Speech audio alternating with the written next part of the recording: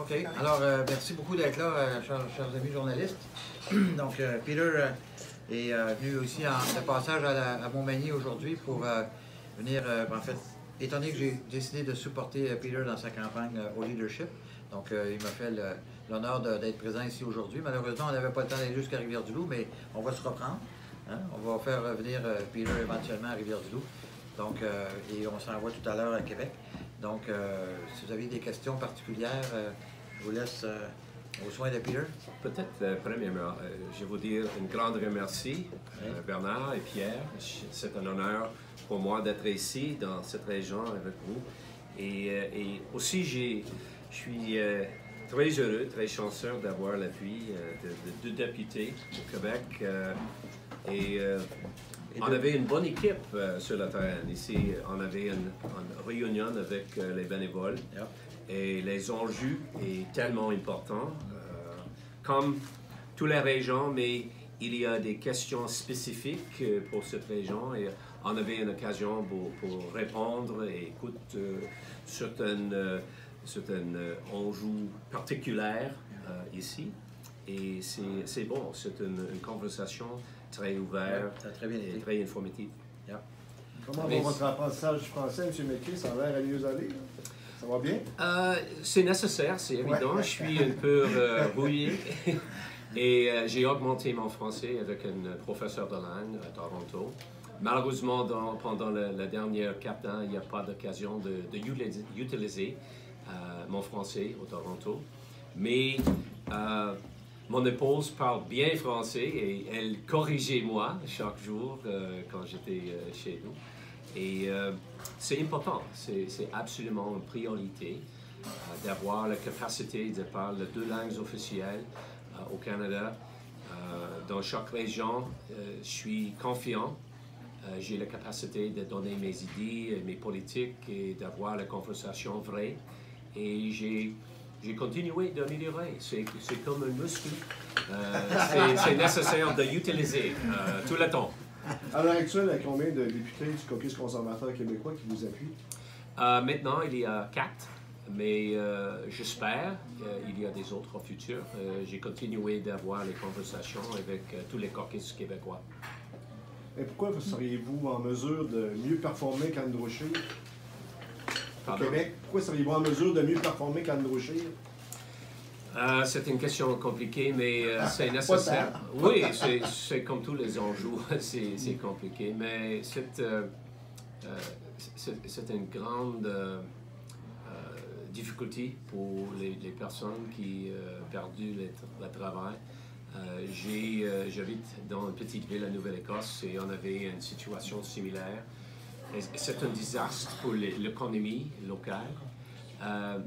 Dans le cas de Pau, avoir certaines influences au futur des décisions pour les emplois. Et j'ai continué de travailler avec... Sa question était plus comment vas-tu faire pour mieux performer, pour faire mieux faire au Québec que Andrew? Parce qu'on a perdu l'élection en partie à cause du Québec, mais aussi en partie à cause de l'Ontario. Donc c'est pas... Oui, c'est une région pour les focus au futur. Et on devait avoir les politiques, je pense, attirer l'appui pendant l'élection future. Et pour moi, personnellement, je suis pro-choix et je prends les positions différentes dans certains enjeux sociaux.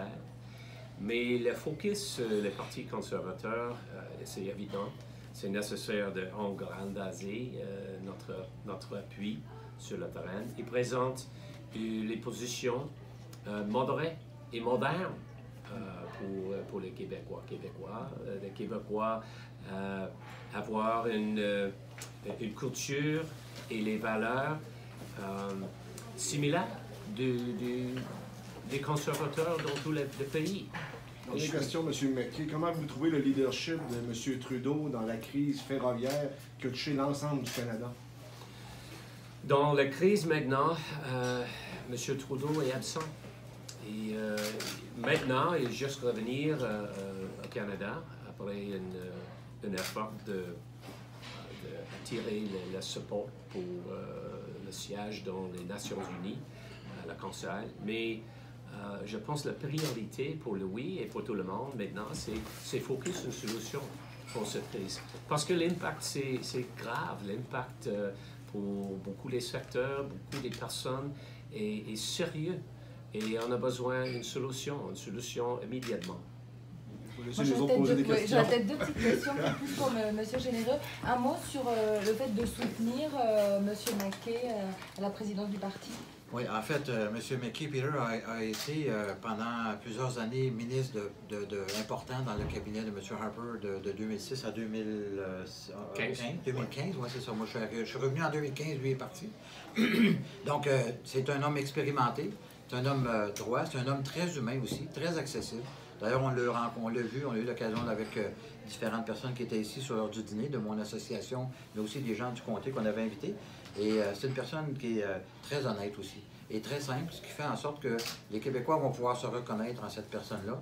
Et je suis convaincu qu'on va faire une belle campagne électorale quand il aura été, je suis élu chef le 27 juin prochain. J'ai bien hâte de faire campagne à tes côtés. Ça va être une belle campagne parce que, souvenons-nous qu'à la dernière campagne électorale, l'ensemble de notre programme n'a pas été véritablement ausculté par l'ensemble de la population parce que tout était focusé sur les enjeux sociaux de Andrew Scheer, malheureusement. Puis Andrew est un très bon gars aussi, puis il aurait fait un très bon premier ministre, mais malheureusement, tout s'est focusé sur ça.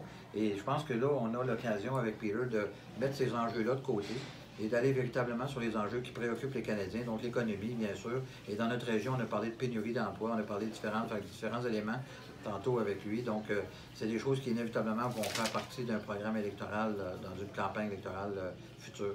Merci. J'aimerais vous entendre aussi sur un dossier qui est à la fois local et d'envergure aussi nationale, sur le dossier Bombardier. Oui. Qu'est-ce que vous faites avec ça, avec ce dossier-là? Je vais y aller? Ouais, OK. Ben, en fait, Bombardier, on comprend que la décision de Bombardier de vendre sa division ferroviaire est un impact régional ici important. Mais ce qu'on a compris aussi, mais même que j'ai vu un tweet tantôt de M. Legault, à savoir que Alstom s'est engagé à protéger les actifs au Québec, dont l'usine de la Pocatière, et de développer même un siège social nord-américain pardon, à Québec, ou en tout cas dans la région de Montréal. Donc, on sent une volonté d'ores et déjà, dans les négociations, de faire en sorte de garder nos acquis au Québec et peut-être même de les développer de façon additionnelle, ce qu'on espère bien sûr. Alstom est une entreprise qui est très bien, qui est en très bonne santé financière, donc puis c'est une entreprise avec laquelle Bombardier a déjà des relations. Donc vous savez que le contrat de Montréal est fait en portions par Alstom et en portions par la Pocatière, chez Bombardier. Donc il y a déjà un lien d'affaires ils sont concurrents à certains endroits, mais d'autres, ils étaient déjà partenaires. Donc moi, je suis confiant pour l'avenir de l'entreprise, surtout d'emploi des emplois dans la région chez nous. Comme Bernard a dit, c'est nécessaire de focus dans protéger les emplois ici.